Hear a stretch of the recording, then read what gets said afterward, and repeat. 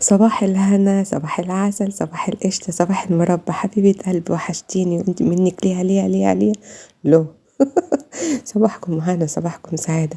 بتعملي يا فطومة؟ انا هنا في الجزء التاني في الشقة اللي ايه يعني ربنا ييسر لي في ايجارها، الحمد لله.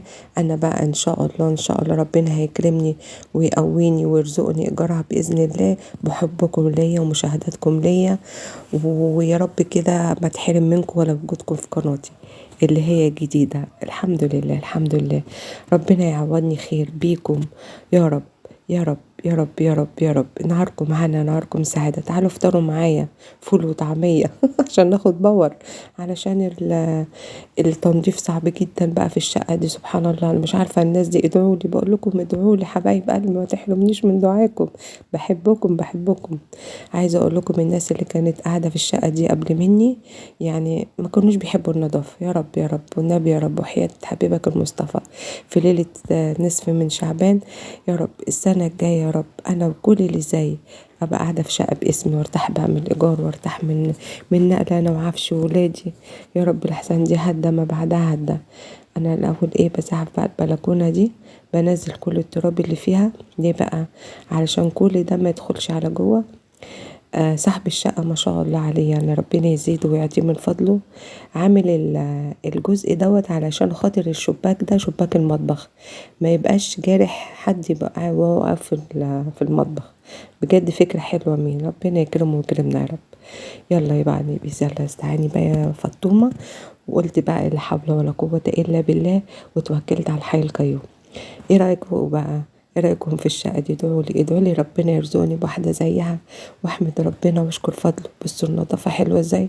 انا مش عارفه الناس اللي كانوا قعدوا قبل مني ديت يعني سبحان الله. وبعدين دول هم يعني مستأمنين لكم على شقتهم وموضبين الشقه، حافظوا عليها. لا والله، بصوا مخلين الدنيا يعني صعبه صعبه صعبه.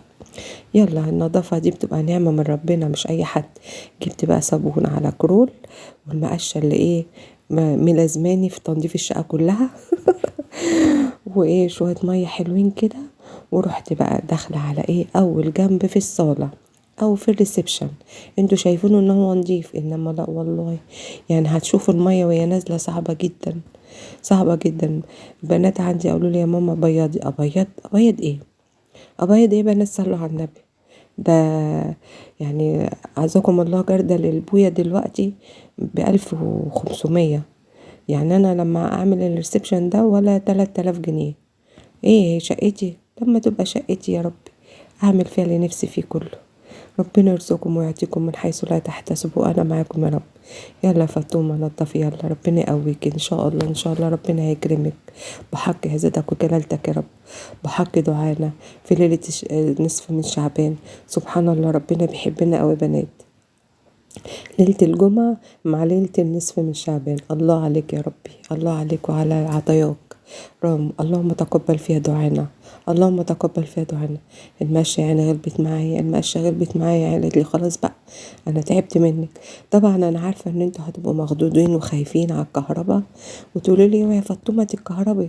لا ما تقلقوش، انا فاصلين الكهرباء من بره ومن جوه، ما بنشغلش الكهرباء خالص، وبنسيب بقى الشبابيك تنشف.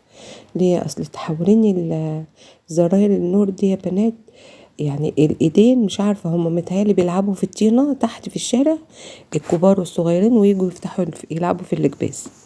طبعا جوزي بقى ايه ربنا يخليهولي ويصلح حالكم حاله حالكم يا رب.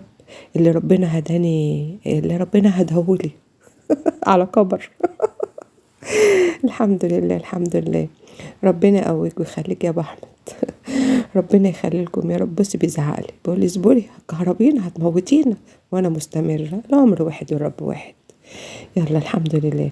هو بقى ايه ملازمه السجاره، ملازمه السجاره، ما بياخدش نفسه، ما بيعرفش يكح حتى من كتر ما صدره مقفول من شرب السجاير. الله يا رب ربنا يكرهه فيه هو اللي زيه. حتى الباب غسلته يا بنات. اعمل ايه؟ الجنب ده بناتي بيقولوا لي طب بيضي حتى الجنب ده يا ماما. لما تبقى شقتي حبايبي، لما تبقى شقتي.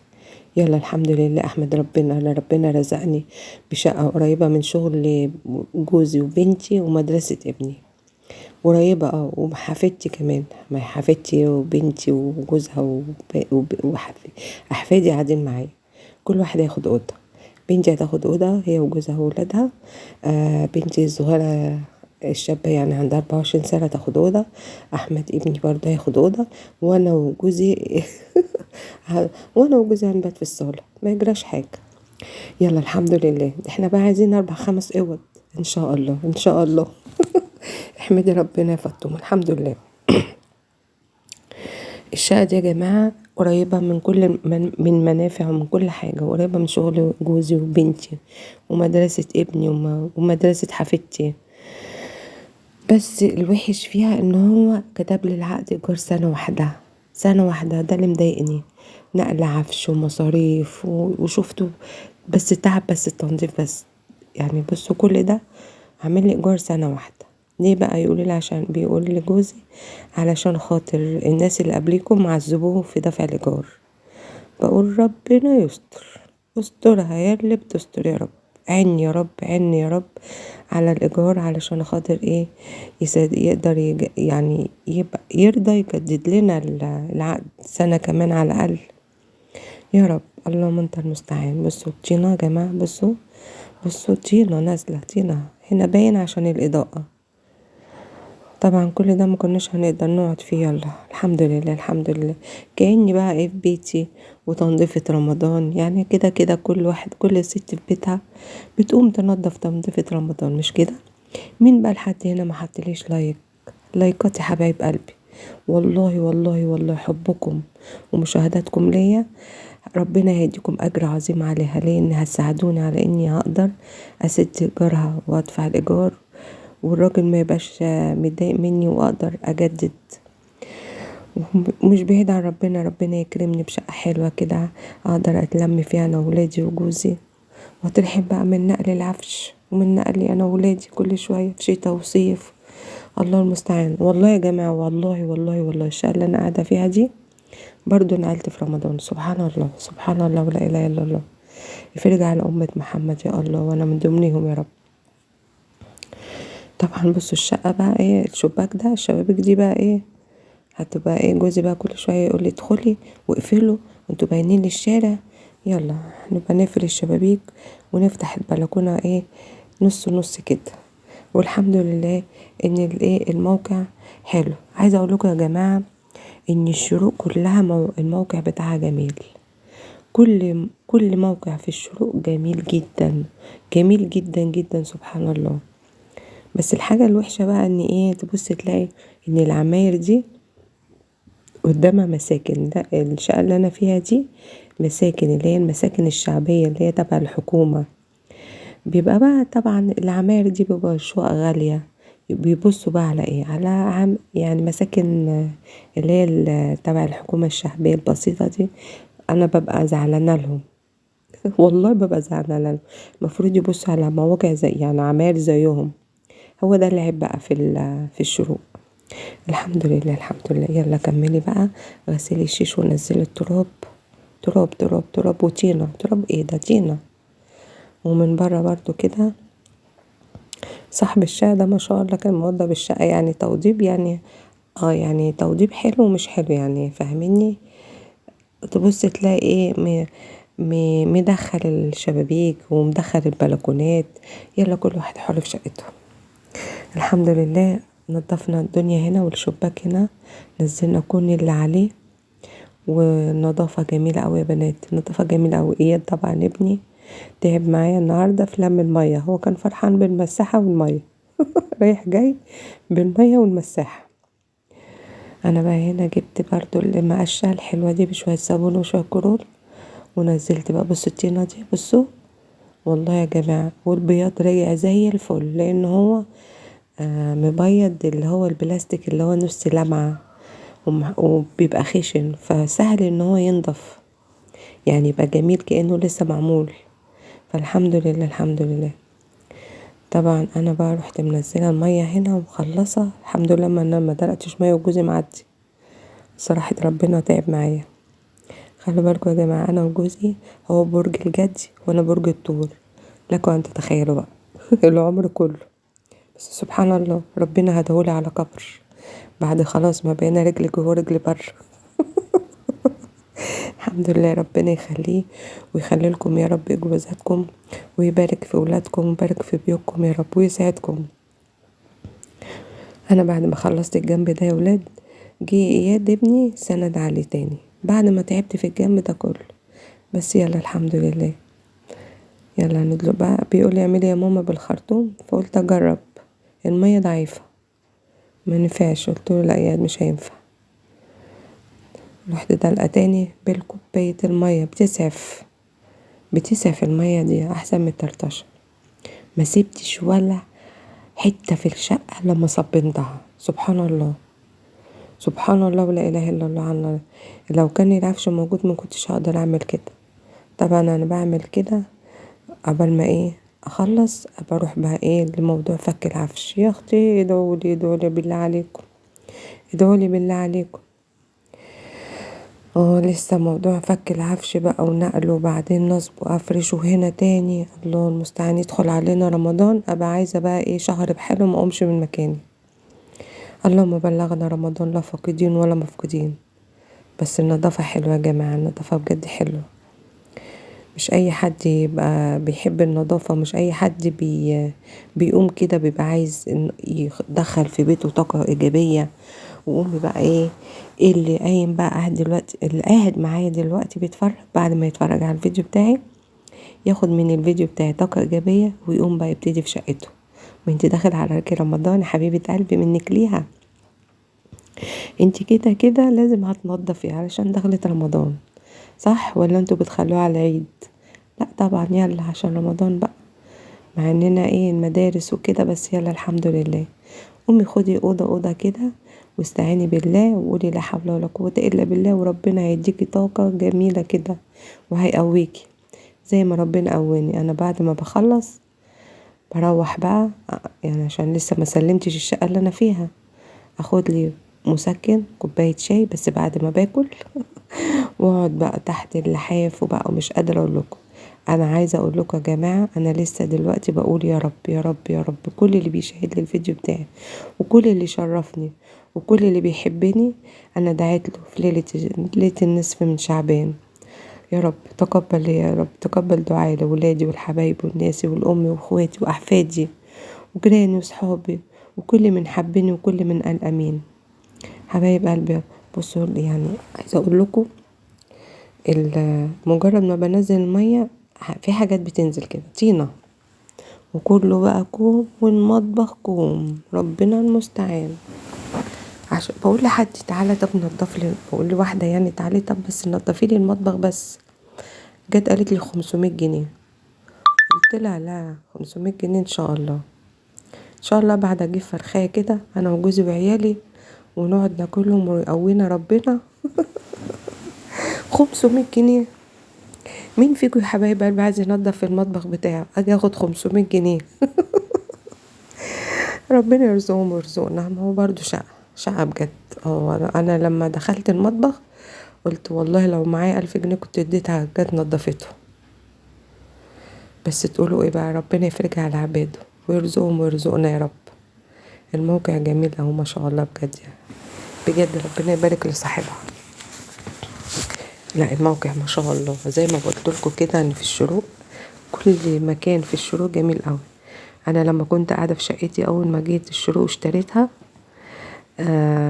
كان موقعها برضو جميل أوي، ما كانش مجروح، وكان عالي اخر دور، كان حلو أوي. ربنا يخلف عليا انا واللي زي يا رب، ان شاء الله خير ان شاء الله.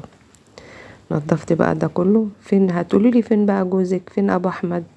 هقول لكم بقى بيركب بقى لمض عشان هو الراجل مدينا الشقه والله من غير لمبه، من غير لمبه. طب فين اللمض يا عم الحاج، طب فين اللمض؟ قالك المستأجر اللي قبليكوا خلع النجف واللمض وهو ماشي علشان مرضيش اجدد له. استحلوا حاجة الناس، تخيلوا خدوا النجف واللمض وهما ماشيين عندي في الراجل يا عيني. طب ما انتوا اللي غلبتوه. يا رب والنبي يا رب والنبي يا رب، مش عايزه عيب على حد، والنبي يا رب وحيد حبيبك المصطفى قدرني على السداد اللي جرى يا رب. عشان يرضى يجدد لي. هو كاتب في العقد تجديد برضا الطرفين. يعني ايه؟ اهم حاجة ان هو يرضى. قال له يا حاج انا سنة، ولو مشيتوا معايا بمرض الله هجدد لكم تاني. فربنا المستعان، ربنا المستعان. اخلص بقى حبايبي كده. بلكونه اللي دي ربنا اللي يعلم بيها دي، بجد بلكونه صعبه قوي. بصوا، نزلنا الميه. استكشفت انا واياد ان في مكان عند الماسوره كده، في ميه كان ينزل على البيبه اللي في الشارع. فحمدت ربنا لان البلكونه كانت صعبه قوي، مليانه طينه طينه. لاني برضو انا بعد ما خلصت برضو الحيطان دي نزلت اللي عليها كله عنكبوت وتراب بالخرطوم كده، وعملتها الصراحة عشان لما نقعد نسند ظهرنا، حفيدي يلعب ولا حاجة، احفادي اياد، تبقى الدنيا نظيفة كده. اهم حاجة النظافة، اهم حاجة. ماما ربنا يخليها لي يا رب، كنت تقولك اكنس بيتك ورشه ما تعرفش مين هيخش. وحاجتي البدرية منسية طبعا، لان المواسير الماء في البلكونة طبعا غسلتها عشان عمر حفيدي ولما يجي يمسك ماسورة ولا حاجة يلعب فيها تبقى نظيفة. نضفت بقى هنا ماسورة. هنا بقى بصوا كل ده شباك المطبخ. بصوا الراجل ما شاء الله، عشان خاطر مراته لما كانت زوجته يعني لما كانت تبقى واقفة في المطبخ، عامل لها الساتر اللي هو على السور ده، اللي هو الخشب ده، عشان ما تتجرحش. بصوا بوريكم منظر صعب قوي. ال ال الحيوان الاسود الصغير ده الله اكبر، هو اللي مقطع السلك ده. نزلت بص البلاوي من عليه ازاي. انا مش عارفه الناس دي، الست اللي كانت واقفه اللي كانت في المطبخ يعني قعدت اكتر من سنتين في الشقه دي، كانت ازاي يعني السلك اللي في المطبخ ده كان ما كانش بيدخل هوا، مسدود من الديون والبخار، مسدود من الديون والطينه. من الديون ايه يا ربي؟ تدماغي في الدهون يا فاطمه. مسدود من الطينه والبخار والدهون، الدهون. جبت بقى الخرطوم هنا. الحيطة دي خشنة يا بنات، مش سيراميك ولا بياض او عاملاها بالماء، لا عملتها بالخرطوم. بصوا بتبيض ازاي. اياد بيقول لي ماما الحيطة بتبيض لاني بتنزل عليها تراب، بصوا فبتبيض وتنضف، عشان لما نسند ظهرنا ولا حاجة هتقولي لي ما انت ليه عاملة ده كله. اصل الواحد بيحب النظافة يا جماعة، الا النظافة دي، الا النظافة دي نعمة من نعم ربنا، انك تحبي النظافة وتقومي كده تنظفي شقتك. وانا لله الحمد طالعة زي امي، ربنا يديها الصحة يا رب. يا جماعة، مسكت السور بقى كده بالمية ونزلتها المية، بس ما كانتش سعفاني او المية ضعيفة. هي اللي هي مش كانتش سعفانة أوي، بس الحمد لله. شايفين بقى الطريق الطويل اللي هناك ده، يعني اخر العمال اللي في الوش دي، ده شغل بنتي ومدرسة اياد بقى، بس بروح عباس. يعني الحمد لله الحمد لله انا خدتها واستحملت ان هي سنة وكده، علشان خاطر بس تبقى قريبة من الشغل وولادي وجوزي وكده. ليه؟ لاني كل ما اشوف حاجة الاقيها غالية ومواصلاتها بعيدة، الاتنين مع بعض، فكانت صعبة. فانا رضيت بدي سنة وقلت توكلي على الله بقى، ربنا يتولاني برحمته، علشان خاطر ما اقدرش ابعد بولادي وكده المدارس واشغالهم بعيد يعني. فربنا المستعان. خلي بالكم يا بنات، انا ما بحبش ابل نفسي، هو بس الاسدال عشان يعني طويل شوية فهو بيتبل، انما انا طول ما انا بخلص ما احبش ابل نفسي، لان انا برادة بتعب بسرعة. فتلاقيني ما فيش الا بس ديل الاسدال لو كنت انا بالبيجامه بتاعتي وما كنتش بصور ما كنتش هبقى مبلوله خالص نهائي. هي بقى قلع الشبشب بتاعه علشان ما يزحلقش، ونزل الميه من هنا. هو اللي استكشفه قال لي بصي يا ماما دي بتنزل من هنا. حبيبي ربنا يسعدك يا ايد. لله الحمد من قبل ومن بعد. وخلصنا بقى البلكونه الجميله ديت وخلصناها ونتفت الحمد لله. بس البلاط ده صعب قوي، يعني فكرة الراجل ده لما يركب بلاطة سمرة صعبة جدا جدا، عايزة كل شوية تلمعي فيها. بيقول يا ماما المية نزلت الشارع. الحمد لله الحمد لله. ولميت بقى خلاص الصالة بعد ما خلصتها، وبيضت ازاي ما شاء الله، الحيطان نتفت ازاي. عايزة اقول لكم ان انا بنتي والله جت من الشغل استأذنت ربع ساعة كده ما قريبة بقى عشان تيجي تصدقني ان الحيطان مش عايزة تبيض، بتبيض تدهن تدين. هنا بقى بقول لكم الحمد لله، وبدعي ربنا يا رب يا رب يا رب يا رب اخر السنه دي اكون في شقه باسمي، يا رب يا رب، حياة حبيبك المصطفى. وكل اللي يسمعني يقول امين. ليه بقى؟ عشان خلاص تعبت بقى، تعبت يا جماعه والله من نقل العفش، من نقل ونقل العفش ونقل ولادي. وعدم الاستقرار ده وحش قوي يا بنات، عدم الاستقرار ده وحش قوي. ربنا يرحم، ربنا هيكرمك يا فاطمه ان شاء الله، عشان انتي مجتهده وبتحبي عباده وبتحبي ربنا سبحانه وتعالى. والله ربنا كبير قوي وحنون وعطاء. بوريكم بقى، بصوا بوريكم اللي انا الحمد لله خلصت، عقبال بقى ما اروح افك عفش واجي. الحمد لله. الله نورت ازاي، بصوا الصاله نورت ازاي. جوزي بقى حط لمبه هنا اهي عشان تنور، بس احنا مش مشغلين الكهرباء. بقول لكم لايكات لايكات لايكات. اللهم امين يا فاطمه، ربنا يسمع دعاكي يا رب، ربنا يسمع دعاكي. العصر بقى اذن، رحت داخله مصليه العصر، لقيت اياد راح مصورني. ما خدتش طبعا بالي، لما قمت قال لي يا ماما انا صورتك كنت بتصلي. هتنزليها؟ جت فكره حلوه في دماغي يا ماما، عشان ربنا عشان حبايبك يدعوا لك زي ما انت ما بتدعي يقولوا لك امين. قلت له جزاك الله عني خير يا اياد، الله يخليك يا اياد، ما يحرمنيش منك، ربنا يجعلك كده من التقيين يا رب. اللهم صل وبارك على محمد سيدنا محمد عليه افضل الصلاه والسلام. تعالوا بقى بوريكم المطبخ. بصوا مش يعني انا لو عارفه لو راجل عايش في المطبخ ما كانش وسخه كده، مش ممكن مش ممكن مش تعالوا ممكن. بقى شوفوا معايا المطبخ. يعني بصوا استنوا، انا مش عارفه الناس دي كانت عايشه ازاي، ولا عشان الحاجه مش حاجتها، دي امانه بتأتمنوا عليها.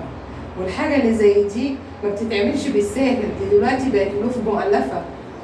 انت تأمنتي على حاجه زي كده، وبعدين بندفع يعني بندفع تأمين شهر او شهرين عشان ياخد مني الحاجه سليمه. وانتوا ايه، ما انتوا بلا وعي. مش عارفه الناس دي ايه، مش عارفه مش عارفه. انا بنفس ذات المقشه هعمل لها بس بله كده، واقوم عامله بقى داخلي كده. ليه بقى؟ علشان انا شايفه بلاوي جوه، بلاوي بجد.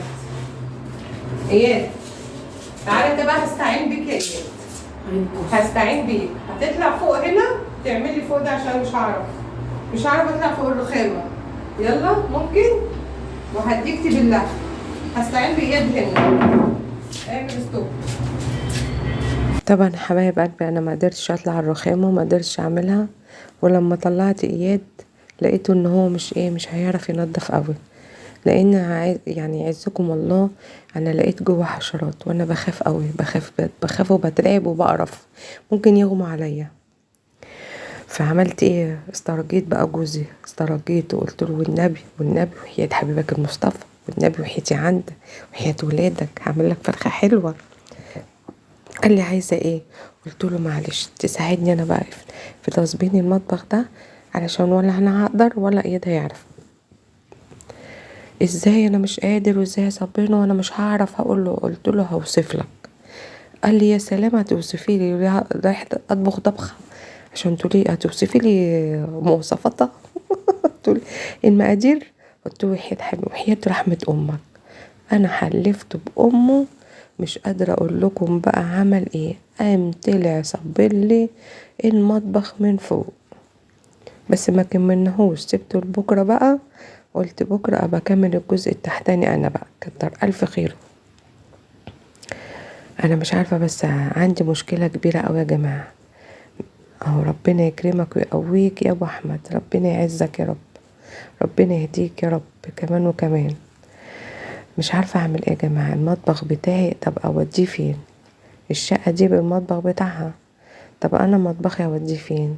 عماله بقى بشوف حد يكون عنده مكان يشيل المطبخ عنده لمده سنه، لحد ما اشوف بعد السنه ربنا بقى هيعمل معايا ايه. ان حياني المولى وربنا رزقني بشقه هحطه فيها، جددت في الشقه دي هضطر ابيعه.